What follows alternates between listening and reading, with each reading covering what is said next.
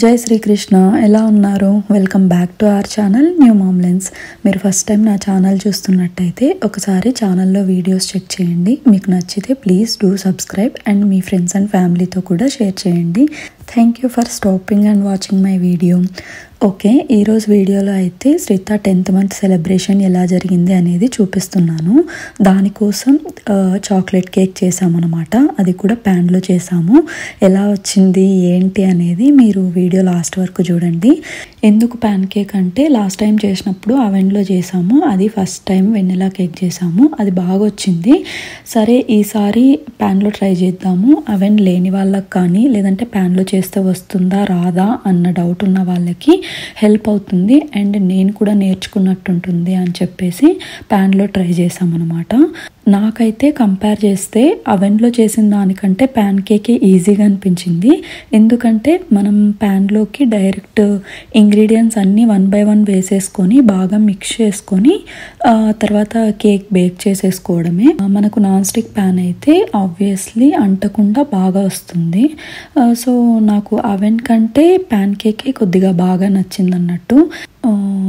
But ingredients అన్నీ perfect మెజర్మెంట్స్తో వేసుకోవాలి. నేను ఏం ఇంగ్రీడియంట్స్ యూజ్ చేశాను అండ్ ఎంత మెజర్మెంట్స్ తీసుకున్నాను, ఎలా చేశాను అనేది కింద డిస్క్రిప్షన్లో ఇస్తాను. క్లియర్గా మీకు కావాలి అనుకుంటే చెక్ చేసుకోండి.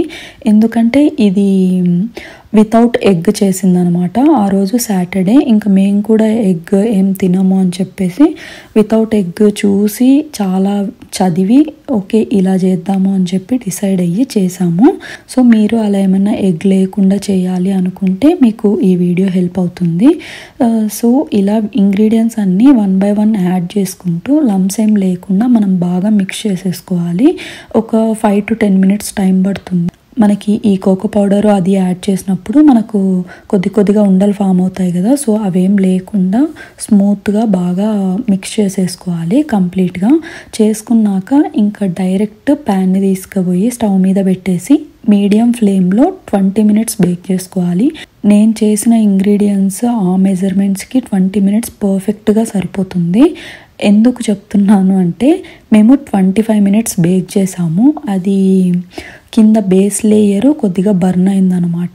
మరి ఎక్కువ కేక్ అంతా ఏం మాడిపోలేదు, బాగానే ఉంది, టేస్ట్ కూడా బాగుంది. బట్ బేస్ లేయర్ కింద కొద్ది వరకు అలాగా మాడిపోయింది. సో మేము 20 minutesకి చెక్ చేయాల్సింది అనుకోలేదు. సో 25 minutesకి నేను కూడా కొన్ని వీడియోస్ చూసి అక్కడక్కడ చదివి అంత గ్యాదర్ చేసుకొని చేశాను. మేబీ వాళ్ళకి అలా పర్ఫెక్ట్గా వచ్చిందో ఏమో మరి. నేనైతే అలా పర్ఫెక్ట్గా చూపించాలి అనుకోవట్లేదు. ఎందుకంటే నా వీడియో చూసి ఇలా చేయకూడదు అని నేర్చుకున్నా కూడా అది నాకు మంచిదే. సో నేను చేసిన మిస్టేక్స్ మీరెవరు చేయకోకుండా మీకు మంచిగా రావాలి అని చెప్పేసి చెప్తున్నాను. కరెక్ట్గా 20 minutesకి మీరు టూత్ పిక్తో ఒకసారి చెక్ చేయండి.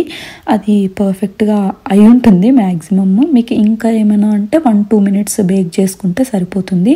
మీడియం ఫ్లేమ్లో 20 minutes బేక్ చేసుకోవాలి అంతే. దీనికి ఇంకా చాలా సింపుల్గా ఉంటుంది. చాక్లెట్ సిరప్ కూడా చేద్దాము అని చెప్పి చేసాము. ఇది కూడా చాలా ఈజీనే. సో దానికోసము cocoa powder, salt, sugar mix చేసుకొని అందులో కొద్దిగా వాటర్ యాడ్ చేసుకుంటూ మనకు కన్సిస్టెన్సీ కొద్దిగా లూజ్గా ఉండేటట్టు కలుపుకోవాలి. దాన్ని మనం 3 to 4 minutes వరకు లో ఫ్లేమ్లో బాయిల్ చేసుకుంటే మనకి చాక్లెట్ సిరప్ థిక్కన్ అవుతుంది. కూల్ అయ్యాక మనం కేక్ మీద లేయర్ వేసేసుకోవడమే. మాకైతే కేక్ చేయడము, సిరప్ చేయడము అయిపోయింది. సిరప్ని అయితే ఫ్రిడ్జ్లో పెట్టేస్తున్నాము కాసేపు. ఈవినింగ్ కేక్ కట్ చేసినప్పుడు దాని మీద వేద్దాము అని చెప్పేసి అనుకున్నాము. అండ్ ఆ రోజు సాటర్డే కాబట్టి ఆబ్వియస్లీ టెంపుల్ డే. మాకు టెంపుల్కి వెళ్ళేసి హ్యాపీగా రిటర్న్ వచ్చేటప్పుడు పిజ్జా తీసుకొని వచ్చి తినేసి పాపకు కూడా ఫీడ్ చేసేసాము. ఇంకా అప్పటికే 8 o'clock అలా అవుతుంది. ఈవినింగ్ మార్నింగ్ ఇంకా ఫుల్ ఇండియా కాల్స్ ఉంటాయన్నమాట. అమ్మ వాళ్ళు, అత్త వాళ్ళు అందరు చేశారు. సో వాళ్ళతో మాట్లాడుతూ అలానే ఇంకా కరెక్ట్ టైంకి చేశారు అని చెప్పి అందరినీ అలానే వీడియో కాల్లో పెట్టి పాప దగ్గర కేక్ కట్ చేయించాము. సో కేక్ మీద అయితే చాక్లెట్ సిరప్తో అండ్ ఇంట్లో బెల్జియం కుకీస్ కొన్ని ఉన్నాయి. సో వాటితో ఇలా క్యూట్గా డెకోర్ చేసేసాము.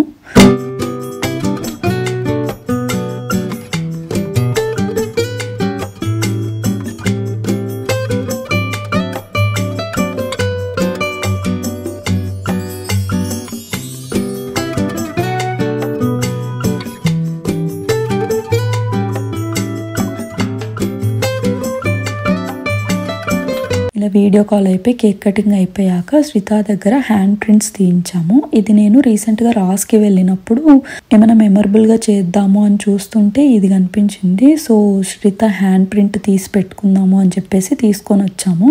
సో ఒక హ్యాండ్ శ్రితవి అప్పటికి ఇంకా 10th month అంటే చిన్న చిన్న చేతులే కాబట్టి ఒక హ్యాండ్ ఒక లెగ్ ప్రింట్ తీద్దాము అని చెప్పి అనుకున్నాము. అది తీసేటప్పుడు అందుకి ఇలా అవసరం ఉన్నప్పుడు బుర్రలో నుండి ఐడియాలు అలా తన్నుకొస్తాయి అన్నమాట.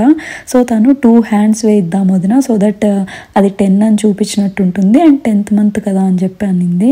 పర్ఫెక్ట్, బాగుంది కదా అని చెప్పేసి 2 hands అలానే వేయించాము.